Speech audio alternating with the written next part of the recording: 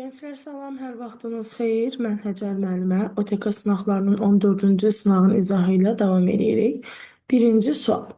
Yalnız duzlu su balıqları üçün səciyyəviman xüsusiyyətləri müəyyən edin. Demək, duzlu su balıqları var, bir də şirin su balıqları var. 10-cu sinifdə canlılarda ifrazat bölməsində mövzusunda verilib. Duzlu su balıqları yaşadığı mühitin təzyiqi onların bədən təzyiqindən yuxarıdır. Və bu təzyiqi tarazlaşdırmaq üçün onlar daima su içirlər.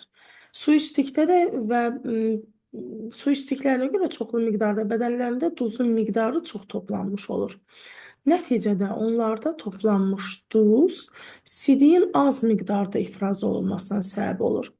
Buna görə də duzlu su balıqları həmin o bədənlərindəki sidiyi az miqdarda ifraz etdiklərinə görə yığılıb qalan duzu qəlsəmələr vasitəsilə xaric edirlər.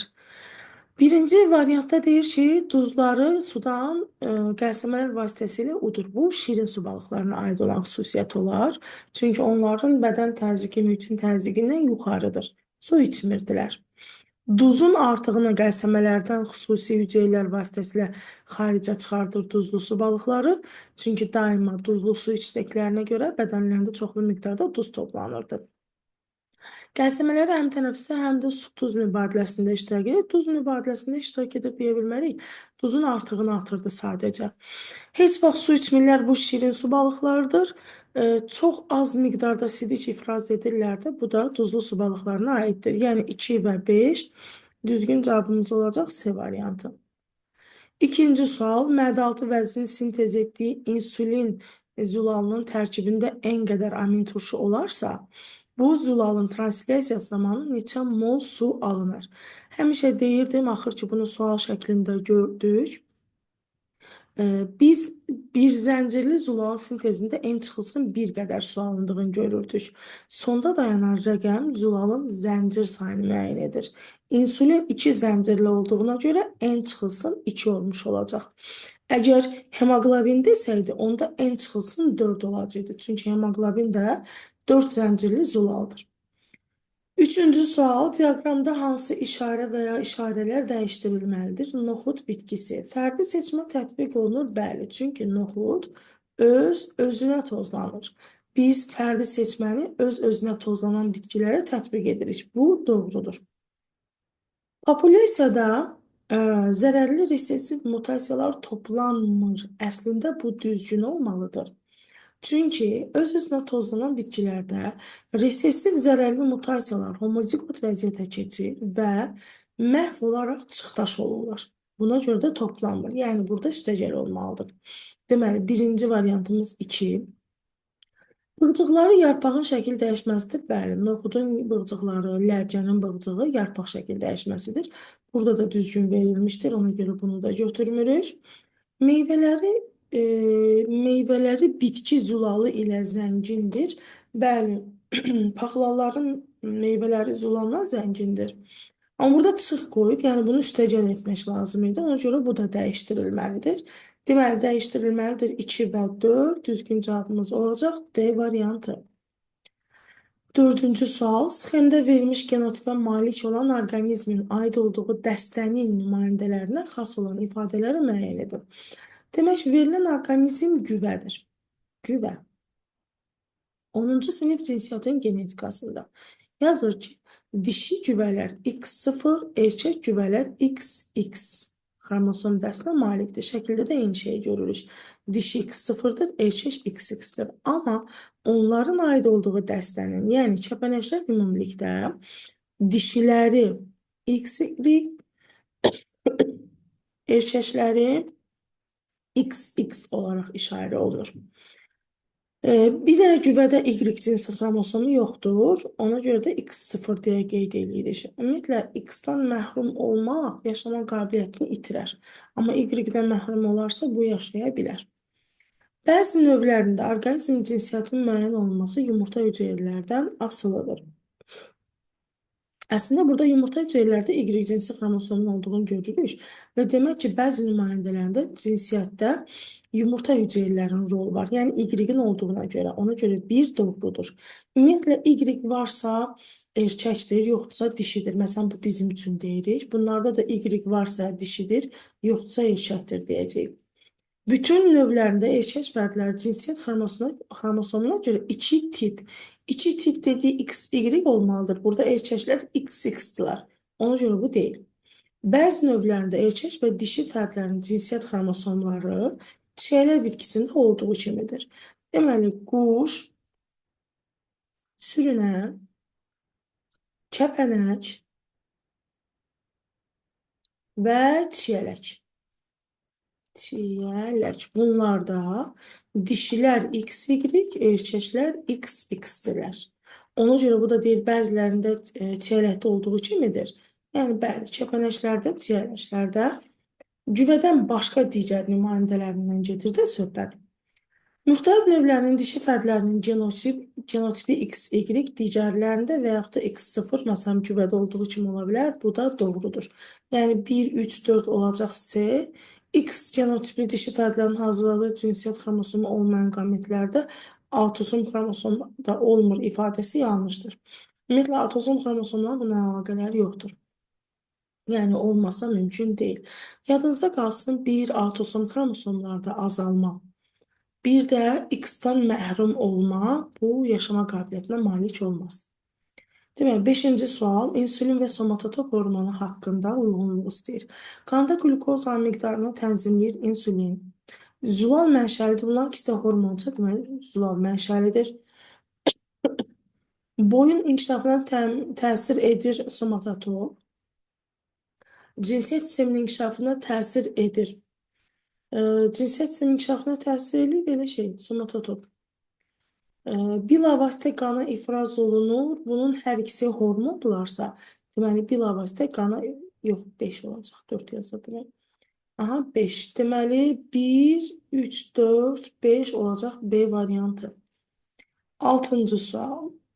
İnsan orqanizminə verilmiş sümüklərin hansının sayı sərbəst aşağı ətraflardakı uzun borlu sümüklərin sayı ilə birin birə nisbətidir. Sərbəst aşağı ətraflarımızda, yəni ayaqlarımızda deyir, 6 dənə cəmi borlu sümük var. Deməli, 6-dan 6-ya olmalıdır ki, birin birə nisbəti olsun. O zaman biz sayı 6 olan axtarırıq. Çin quşağı sümükləri 4, eşitmə sümükləri 6, aşağı ətraf qurşaq sümükləri 2, boyun fəqərləri 7, qabırğalar 24. Sayı 6 olan eşitmə sümükləridir.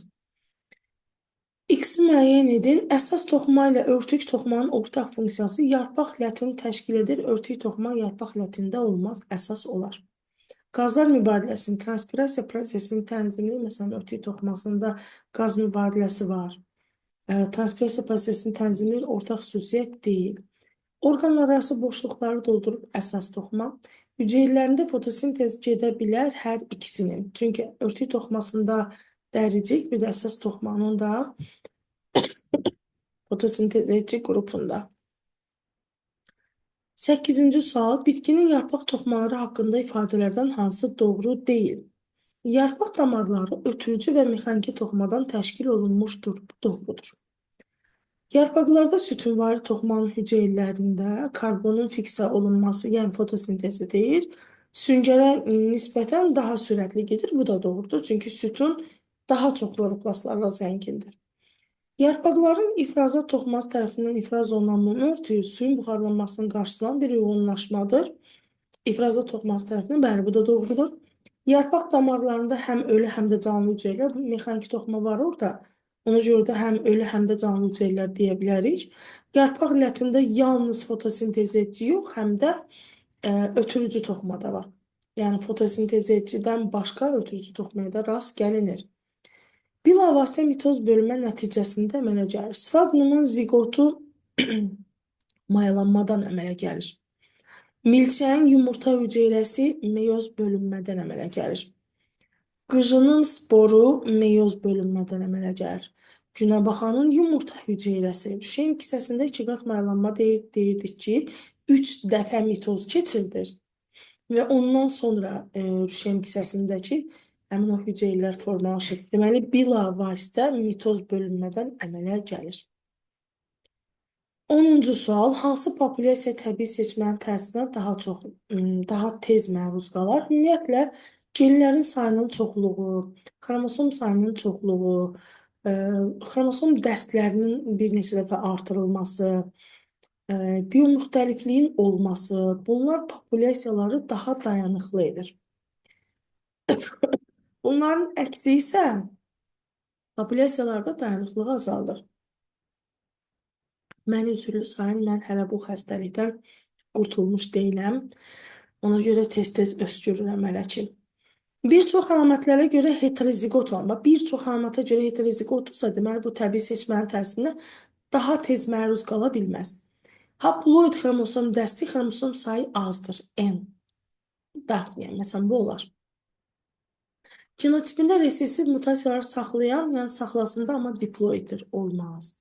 Tetraploiddir, olmaz. Zoopakda saxlanılan meymun, çünki zoopakda saxlanılır, yəni onda xromosom dəsti diploiddir. Ona görə bu təbii seçmənin təsirinə daha tez yox, bu süni seçməyə daha tez məruz qalar. Zoopakda saxlanır. 11. Günəbaxanda 1000 dənə çiçəkdən ibarət olan səbət çiçək qrupunda iki qat mayalanmada bilavasitə iştirak edən hüceyrələrdə hüceyrələrin xromosom dəstlərinin cəmi 600 nədir? 3250 N olarsa. Demək, günəbaxan deyir ki, bitki diploiddir və demək, bunun tozlanmasından əmələ gəlir, mayalanmada iştirak edirdi 5 N qədər. Ona görə 3250-ni bölərəm 5-ə, eləyəcək 650. Deməli, 1000 dənədən 650-si olacaq boru şəkilli. Çünki mayalanmada iştirak ediblər. Deməli, 350 dənə də burada olacaq dilcik şəkilli. Və bu çiçək qrupunda iki qat mayalanmada iştirak etməyən çiçəklərdə nə qədər ləçək olar? İştirak etməyən 350-dir. Bunların hərəsində 5 dənə ləçək olanda 1750 olmuş olar. Düzgün cavabımız C. 12. Xaçlı hörümçəyə aid olan xüsusiyyətləri müəyyən edin. Qarıncağı boğumludur, bu hörümçək yox, əqrəb olar. Ürəyi boru şəkillidir, bəli, qarıncığın bel tərəfində yerləşir. İfrazatı yaşıl vəzlər olan xərçəngdir. Tənəffüs dəlikləri var, onun traxeyaları var axı. Ona görə stigmaları var. Mürəkkəb yox, sadə gözləri var idi. Bu da səhvdir. 2 və 4 olacaq cavabımız. 13. Canlılar arasında biotik əlaqə formalarından hansına eyni populyasiya fərdləri arasında rast gəlinir? Kommensializm məsələn deyildi, qoyunun yununa at pıtrağı yapışıb. Bunlar eyni növ deyilər. Parazitizm biri paraziti, biri sahibdir, öz-özünə parazitlik eləməz ki. Yırtıcılıq yırtıcı və şikar arasında olandır. Hanniballıq olsaydı məsələn olardı, bax, yırtıcılıq yox amma. Amensializm tutaq ki, şamla küknar arasında olan işıqlığında mübarizə olmadı. Rəqabət növ daxilində də olar, növlər arasında da olar. Növ daxilində rəqabət daha kəskin olar. Çünki onların eyni qidaya, əraziyə, suya, eyni dişiyə, eyni areala olan münasibətləri eynidir. Buna görə də rəqabət olar. 14. Çiçəkli bitkinin toxumunun hansı hissələri yalnız ana bitkinin xromosomlarını daşıyır? Yalnız ana bitkiyə aiddirsə, demək ki, mayalanmadan əmələ gəlməyib. Toxumun qabığı olar, amma ləpələr olmaz. Çünki rüşeyin mayalanmadan əmələ gəlir. Rüşeyimin də hissələrinin biri ləpədir. Rüşeyin və endosperm hər ikisi mayalanmadan əmələ gəldiyinə görə olmaz. Yalnız endosperm olmaz, yalnız qabıq olar. Qabıq olardı, burada da rüşeyin olmazdır. Niyə yalnız qabıq? Çünki toxumun qabığı yumurtacığın divarından yaranır. Yumurtacığın divarı isə dişiyə aid olan xüsusiyyətdir. İçində mayalanma gedir. O mayalanmadan əmələ gələn zigot ata və anaya aiddir. Amma qabıq yumurtacığın öz divarıdır. 15. Hansı ifadə doğru deyil? Bir cinsli çiçəkləri olan bitkilər hermafrodit ola bilər. Məsələn, bir cinsli çiçəkləri, tutaq ki, qarğıdalı, erkəklər və dişi çiçəklər. Bu bitki hal-hazırda hermafroditdir. Bir cinsli çiçəyi var, ya erkəyi var içərisində, ya dişisi var. Amma bir bitkinin üzərində olduğuna görə bu bitki hermafroditdir. Bircinsli çiçəkləri olan bitkilər hermafrodit olmaya da bilər. Məsələn, söyüd. Söyüdün bir bitkisi erkək, digər bitkisi isə dişi çiçəklər daşıyır. Bircinslidir, amma hermafrodit deyillər. İkicinsli çiçəkləri olan bitkilər yalnız hermafroditdir. Məsələn, bunu da çəksək. İkicinsli çiçək erkək və dişi, bir çiçəyin içərisində erkək və dişi çəkirəm. Bu yalnız hermafroditdir. Bu bitki ancaq hermafroditdir. İkicinsli çiçəkləri olan bitkilər hermafrodit ola bilməz. Əgər bir çiçəyin içərisində iki dənə cinsin ikisində görürəmsə, deməli bu bitki hermafroditdir. Bir cinsli həm də iki cinsli çiçəklər hermafrodit ola bilər. Bu bir cinsli çiçəkdir, bu iki cinsli çiçəkdir, ikisi də hermafroditdir. 16. Şəkildə göstərilmiş skelet hissəsi üçün doğru olan ifadələri seçəcəyik. Döş qəfəsinə aid olanları verib. Mən bunu bir qədər yığım ki, ekran görünsün. Hə. Təkamüldə ilk dəfə suda qurda yaşayanlarda əmələ gəlib? Yox. Döş qəfəsi ilk dəfə sürünənlərdədir. Fəqərə, qabırğa və döş sümüyündən təşkil olunub. Bəli, fəqərə, qabırğa, bir də döş sümüyü var döş qəfəsinin tərkibində. İnsan ontogenezin embrional dövründə əmələ gəlir. Bizdə döş qəfəsi ana bətnindən formalaşır, ona görə embrionaldır. Təkamüldə ilk dəfə sürünənlər sinfinin nümayəndələri əmələ gəlib, doğrudur. Fəqərələri lardozun əmələ gəlməsində deyil, kifozun əmələ gəlməsində iştirak edir. Çünki döş və oma kifoza aid edir. 2, 3, 4 olacaq B variantı. 17.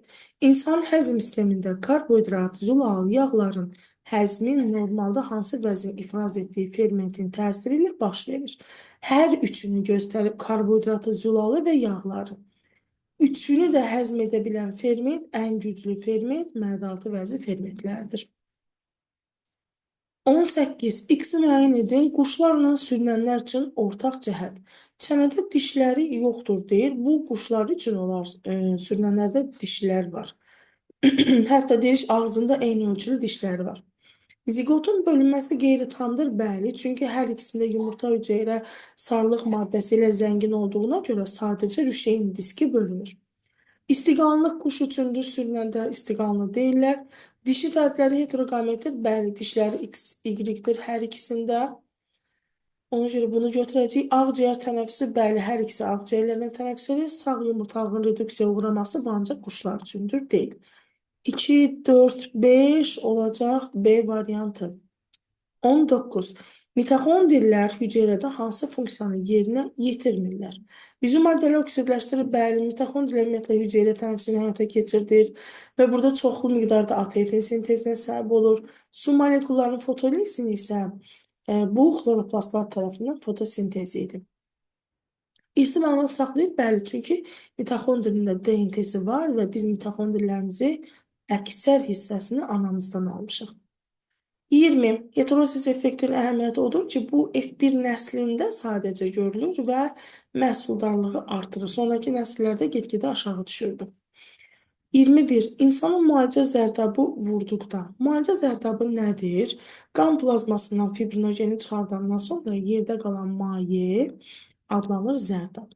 Və zərdabı xəstə birinə vururlar. Məsələn, hal-hazırda mən xəstəyəm, tutaq ki, ilan sancı və hətta COVID vaxtı da oldu, bax. COVID vaxtı COVID-i ağır keçirdənlərə COVID-dən sağalmış insanların plazmasını köçürdürdülər, içərisində hazır antitelləri vururdular. Orqanizmə hazır antitellər köçürülür və bu zaman süni immunitet yaranır, həm də pasiv immunitet deyə bilərik buna. Çünki antitelləri biz hazırlamadıq, hazır şəkildə əldə etdik. 22. Əgər normal aybaşı sikli şəraitində qadının yumurtalıqlarında əmələ gəlmiş yumurta hüceyrələrdə cəmi 572 autosom, xromosom varsa, burada dayanaq. Demək, bir yumurta hüceyrəmizdə bir ay başında əmələ gəlir bir yumurta hüceyrə, bunun 22 autosom xromosomu var. Burada neçə dənə yumurta hüceyrə və neçə ay başı olub ki, 572 olur. 572-ni 22-yə böləndə eləyəcək 26 aybaşı. Və əgər 28 gün normal aybaşı deyilirsə, 28 günlük sikl nəzərdə tutulur. Biz bir ildə 13 aybaşı keçirdirik. Neçə il olub ki, indi burada 26 ay başı keçirdi, bu olacaq 2 il. Yəni, bu da deyir ki, neçə il müddətində baş verdiyini hesablayır. 23. Əlverişli şəraitdə bir bakteriya hüceyrəsindən 6 nəsil əmələ gələn müddətdə, yəni söhbət hansı müddətdən gedir? Bir bakteriyadan 6 nəsildə isə 6 dənə 20 dəqiqə nəzərdə tutulur ki, belə 2 saat. 2 saat.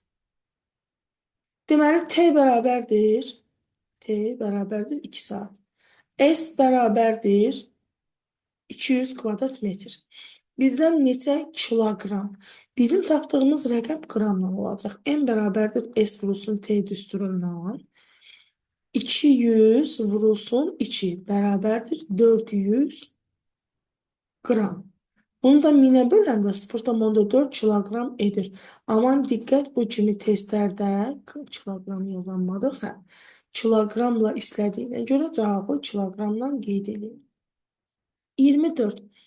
Müxtəlif növlərə aid olan A və B bitkiləri çarpazlaşdırılmışdır.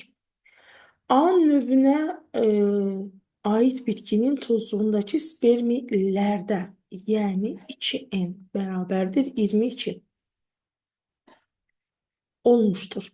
Çarpazlaşma zamanı ikiqat maylanmada bilavasitə iştirak edən hüceyrələrdə cəmi 94 xromosom olarsa, deməli, bu 94-ün içindən 2 dənə spermini, yəni 22-ni çıxıram. 22, eləyəcək ki, 72. Bu 72 N qədər yumurta hüceyrənin, 2N qədər mərkəzi hüceyrənin xromosom dəstlərinin cəmidir. Onda 72-ni bölərəm 3-ə, eləyəcək 24. Yəni, N bərabərdir 24. Onda mərkəzi hüceyrə 2N-dir. O da eləyəcək 48. B növünə aid olan bitkinin yarpaq hüceyrəsində, yəni B növünə aid olan bitkinin 2N-i 48-dirsə, aha, 2N-i 48-dirsə, yarpaq hüceyrəsinin anafaza mərhələsi deyirsə, söhbət mitozun anafazasından gedir ki, o da olur 4N4C, düzdür? Yəni, bunu xromosom dediyinə görə 4N-dən tapıram. 2N-i 48-dirsə, 4N-də 96 olmuş olacaq. Yəni, cavab 96-dır. 25. Hansı ifadələr doğrudur? Deməli, bu C pəncərəsidir. B döş sümüyüdür. A qarğa sümüyünü göstərir, düz görürəmsə. D də ki, körpücük sümüyüdür. Deyir ki, A sümüyü bilavasitə döş sümüyünə birləşir. Elə baxanda görürəm ki, A buradan qarğa sümüyü aşağı hissədən döş sümüyünə buradan birləşib. Deməli, bir düzdür.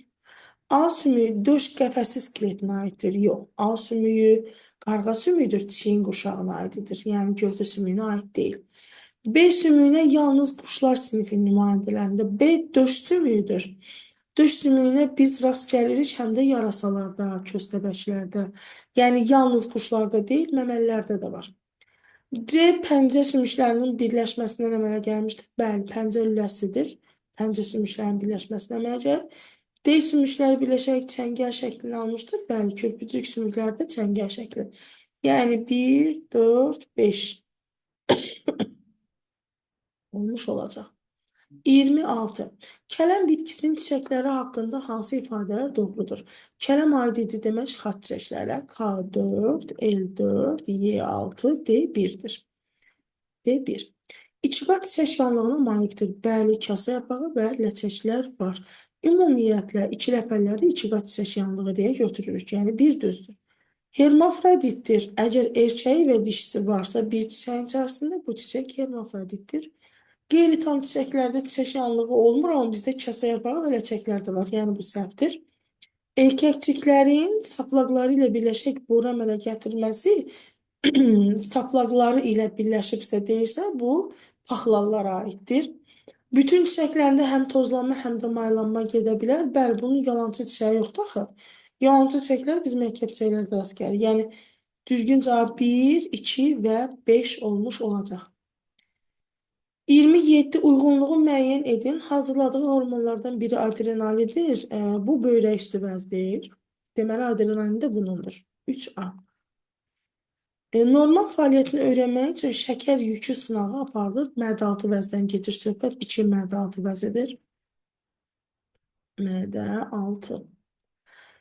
İfraz etdiyi amilaza fermentin miqdarının azalması pankreatit xəstəliyinə səbəb olur. Bəli, bu 10-cu sinifdə maddələr mübadiləsi mövzusunda verilib. Həm şəkər yükü, həm də ki, bu amilaza miqdarının azalması bağırsaqlarda karbohidratların yığılıb qalması qıcqırmaya səbəb olurdu. Yəni bu da aiddir C2-yə aiddir. Hormonun insanda stressə qarşı müqaviməti artırmaqla yanaşı həm də emosiyaları böyrək üstü vəzin adrenalin hormonundan gedir söhbət. İfraz etdiyi hormonun əsas komponentlərindən biri yoddur. Bu olacaq qalxana bənzər vəz. Bu arada qalxana bənzər vəzdir. Həm kalsitonin, tiroidin, bir də tiroksin hormonlarını hazırlayır. Gələk situasiya. Heyvanlar hər gün müəyyən cığırla su içmək üçün çaya gedirlər. Bu, kurikulumdan əvvəlki dərsliklərdə olan şərtsiz ali sinif fəaliyyətinə verilmiş nümunədir. Onlar çaya gedərkən çayın görünüşü, səsi, yəni şərti qıcıqlar bunlar, onlara suyun olması haqqında siqnal verir. Çay quruduqdan sonra da heyvanlar bir müddət həmin cığırla çaya gedirlər. Lakin müəyyən müddət keçəndən sonra heyvanlar bu çayın sahilinə getmək vərdişini tərk edərək yeni su mənbələrini axtarırlar. Suyun olmasını bildirən qıcıqlandırıcılar, yəni onun çayın görünüşü və səsi. Hansı növ qıcıqlandırıcılar? Buna şərti qıcıqdılar. Şərti. Aha, bir yazaq burada. Baxın, bu situasiyalarda olduğu şəkildə yazın, əliniz vərdiş eləsin. Bir, şərti qıcıqlandırıcı.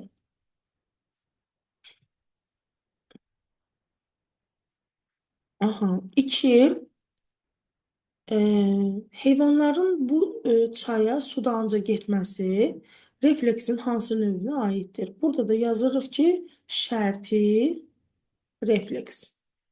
Yəni vərdiş eləyirlər ki, orada çay var idi.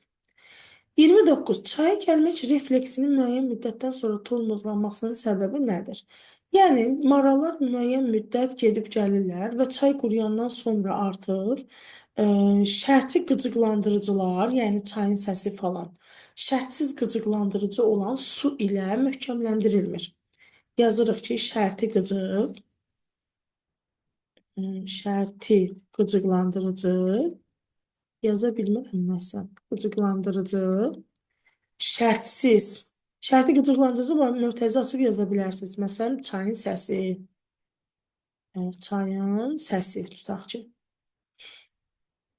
Şərtsiz qıcıqlandırıcı ilə şərtsiz burada sudur. Şərtsiz qıcıqlandırıcı ilə möhkəmləndirilməyi, buna görə də şərti refleks bu heyvanlarda tormozlanır. Bu refleksin tormozlanmasının hansı növüdür? Birinci bu hissəni cavablamalıyıq. Bu refleks daxili tormozlanmadır. Yazırıq, bu refleks daxili tormozlanmadır. Normalda çox yaxşı xəttim var mənim. Sadəcə o qədər tələsik yazıram ki, burada ilan qurbağa yazıram. Daxili tormozlanmadır və bu tormozlanmada baş beyin yarımkürələr qabığı iştirak edirmi? Bəli, edir. Yazaq, bəli, məsələn, edir. Çünki şərti reflekslərin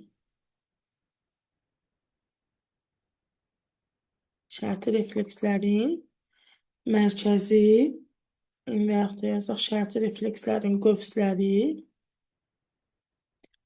baş beyin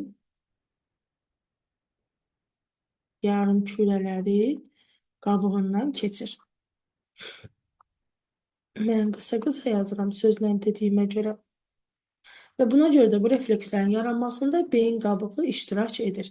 Yəni, burada fikrinizə daha ətraflı yazmağınız tələb olunur.